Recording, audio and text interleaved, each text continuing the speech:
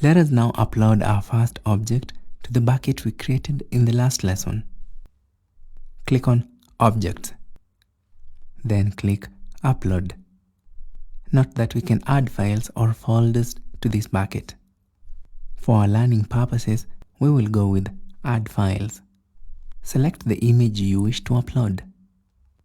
Scroll down and click on Upload.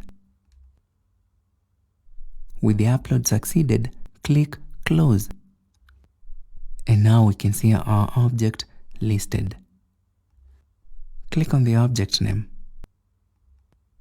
Under Properties, we can see details on the object we uploaded. Suppose we wanted to view the image we uploaded, we may try clicking on the object URL and open it in a new tab. Oops! An access denied. How do we fix this? Let us go back to the bucket permissions. Notice that the public access is blocked on this bucket. Bucket policy is also empty.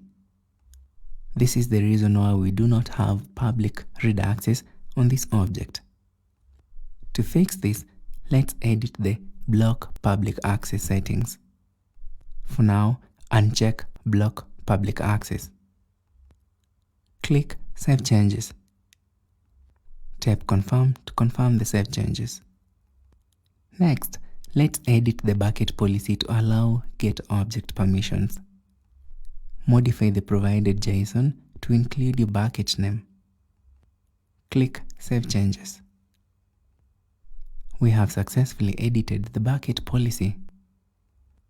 Now let's go back to the object and try accessing the object URL again. You should now be able to see the beautiful picture you uploaded if you had an image. Before we go, let's see how to delete an object.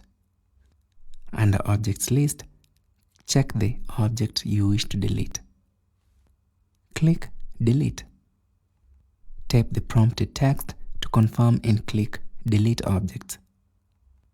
Let's now delete the parent bucket. Click on Bucket and check the bucket you wish to delete. Click Delete. Type the bucket name to confirm and click Delete. That's it.